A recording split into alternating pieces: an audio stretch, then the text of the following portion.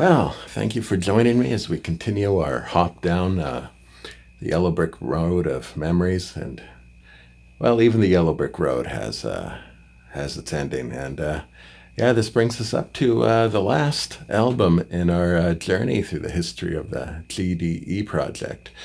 Wreathe the second. And well, what was this? Well, let's go back to 2016.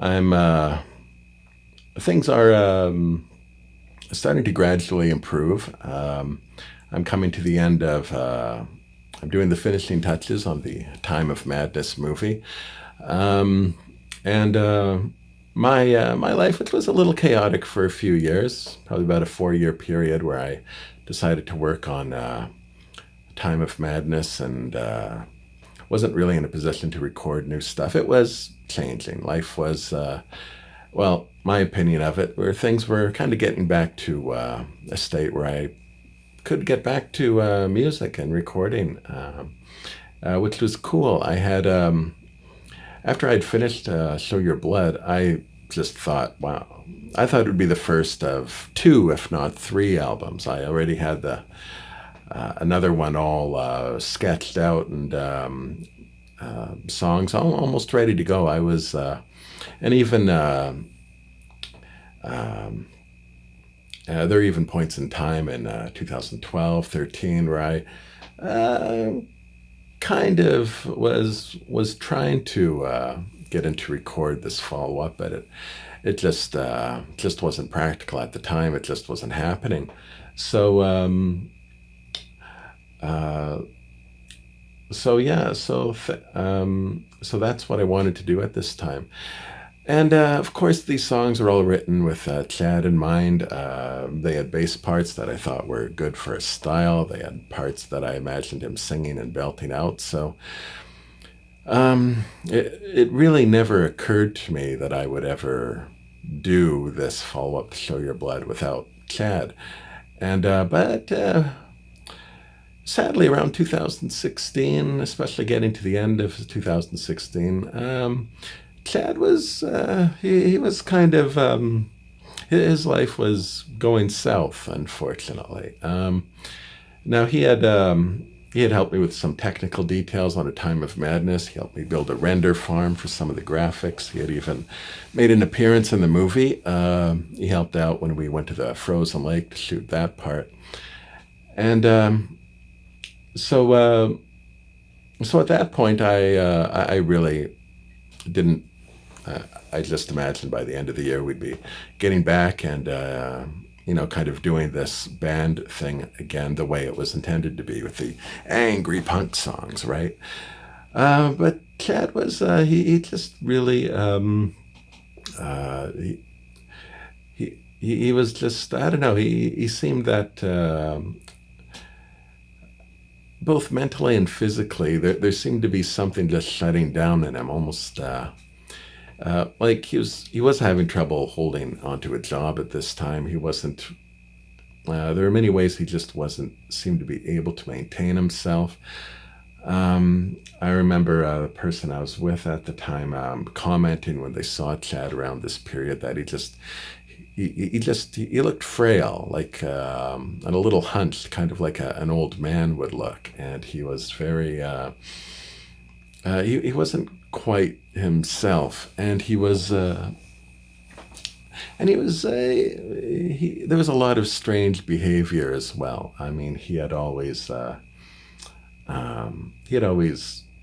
not always, but for years had taken sleeping pills to sleep. But I remember being over there when he took some, and sleeping pills are a very dangerous thing. You take one and you go to sleep. But I guess over the years, they just stopped having effect. So he added a second pill, he added a third pill, and if I remember right, he was taking about at least six, if it wasn't 7 or 8 pills. He was taking a handful of pills, and I remember just being just kind of surprised at just witnessing him doing the ga thing. Yeah, time for bed, and he just kind of commented, "Yeah, this would be fatal for most people." And but now the effect of these pills, and they weren't the only pills he was taking, was he would kind of go into a weird zombie state. He wouldn't know who he was talking to. He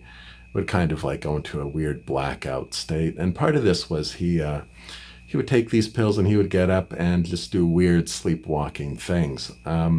Getting into 2017, at one point he completely destroyed his Jeep. He just got up and I guess sleepwalked to his Jeep, got in and went out for a drive in it, drive to nowhere, and smashed into a wall. And then he was like out just wandering in the middle of a street until he was picked up by the police. That's really how he lost his vehicle. He didn't lose it. It was just smashed beyond repair. He was lucky that there was no legal consequence to that particular evening. But there's just also moments where he just, I'd have conversations with him and he just had no idea who he was talking to. He would call me by a different name. He'd just interact with me as if he were interacting with someone else that he knew. So he really wasn't together. And he lost his house that year, and it was one thing after another. And he wasn't very pleasant to be around either. So all this to say is that I was really gung-ho this year to get going on something, and I had been kind of working on what I call kind of production demos. They're not meant to sound good, but they are meant to have all the pieces in order so that they can be easily followed during a recording. So I'm interested in the timing and the parts are all correct, whether or not it's performed well. So I was trying to get these pre-production demos in order so that we could hopefully start recording in about the middle of that year.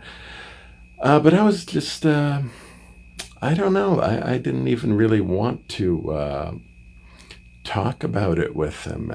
He was, even though the album was written completely with him in mind, with the full expectation that he'd be recording it, he was very much out to lunch, and it was a very sad, troubling thing. It was also just weird, but I don't know. He seemed to I don't know, there's an ebb and flow to things. So I was kind of working on the production of this album, getting things ready in the hope that, okay, when he got out of his funk, when he kind of came back to life, then everything would be there, ready, waiting for him, and we could get going on it. And he seemed to be getting a little more active, getting into fewer accidents, and just being more normal as the summer came on. And so I was, now I had to get some of my equipment from his place, and he knew I was getting prepared to do a recording, so I was getting prepared to kind of have the conversation with, like, okay, well, how is this going to work, and how are we going to get this organized if you're going to be a part of things? Because he had lots of, I don't know, strange ideas for what he wanted to do with himself, and so I just wanted to see where my ambitions would fit in with it. I remember one of the last things I communicated with him was I had mentioned in an earlier video that I worked a little bit as a stagehand, and there's a big Guns N' Roses show in the city that year, and so they because it was a stadium show, they needed extra help, so they had reached out looking for everyone who they could find to do something there. So they got in touch with me. I wasn't interested. I was doing just fine. I didn't need to risk my arms and limbs for a few extra dollars. Happily, I appreciated it when I did it. So I passed along the message to Chad because I knew he was having trouble holding on to a job, and so far as I know, that might have been the last job he ever had. So I guess his last job was in show business, working at the stadium. But I remember looking on his Facebook page that now when you work as a stagehand, the whole thing is, no pictures, no none of that. And I think Chad photographed every hour of his stay, and he practically live streamed it to Facebook, which made me laugh. But I was, I wanted to get in touch with him and ask him about, hey, how'd your day go there? And I was also, I don't know, there are a few other odds and ends. When I got the drum kit, my drum kit back from him, I noticed that the hi-hat was flipped upside down, and I never, up until that point, I didn't realize hi-hats had a top and a bottom part. And I thought that was funny, so I wanted to get in touch with that. Hey, did you know these were upside down this whole time, or did I don't know? I was going through a shopping list of things to talk about with them, and I was I kept putting off that phone call, putting it off. Because I also wanted to like sit down. Okay, let's listen to these demos again. Let's talk about the production of it. So it was, so I kind of wanted to arrange more than a phone call. I just really have them over, have a meeting, just get reconnected. The last time we had spoke face to face, it wasn't that pleasant, and so I actually felt I had maybe an apology in order, which. Oh well. Yeah, what delayed that is, I had a family member in hospital at that time who I was expecting them to die, so I was kind of spending my days, spending whatever time I had free at the hospital, and yeah, curiously, it was a rural hospital outside of the city, and one of Chad's last days alive, he actually spent it in a town just a stone's throw from where I was. So it was weird that we had really just passed each other. We were very close in proximity to each other at that time. So anyway, this big long sorry story, just to say, so Chad died just of pneumonia, of all things. He was out the back of his car and went to sleep and never woke up. I, like probably everyone who knew him, thought he probably purposely killed himself, but the autopsy says differently, and that wasn't really Chad's style. He was he was the one who did things like that for attention.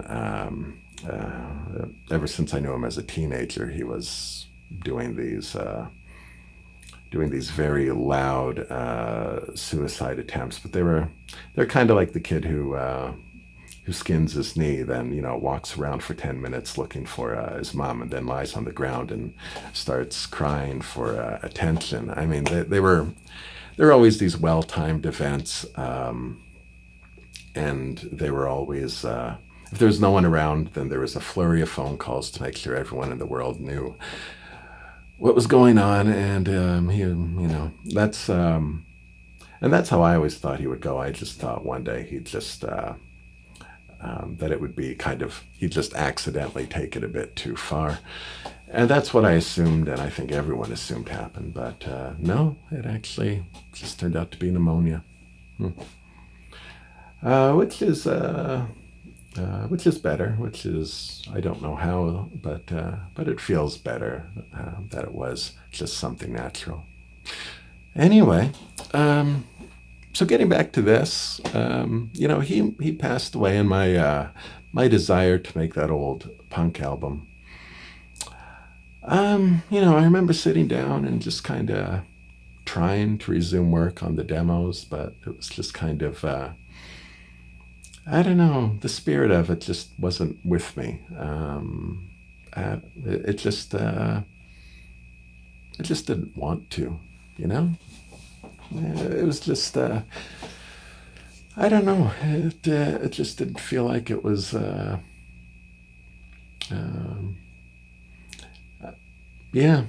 just didn't want to make that particular album or work on those songs. I just didn't want to. And so I just started working on random other stuff. I didn't really set out with a design to make any particular album. I went over to Scott's one day, who I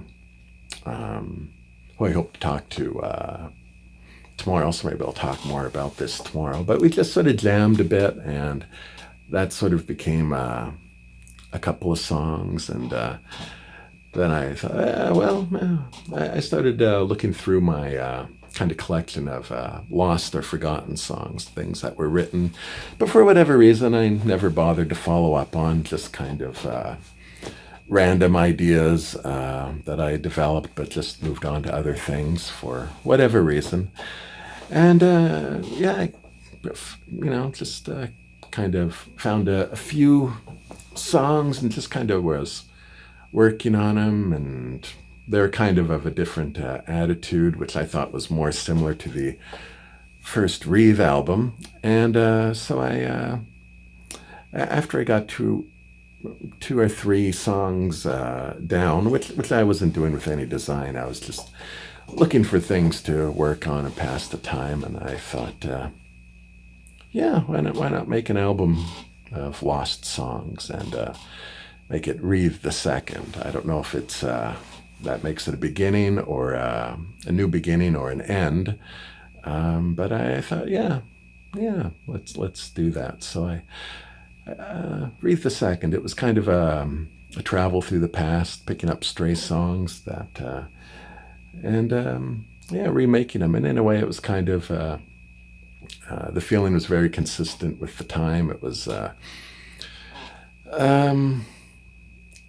It was just kind of both. I find it a very reflective album, very moody thing, kind of like the first Wreathe was. And this cover. Now, this was a real wreath that we built, and it's not CGI. And this background was actually.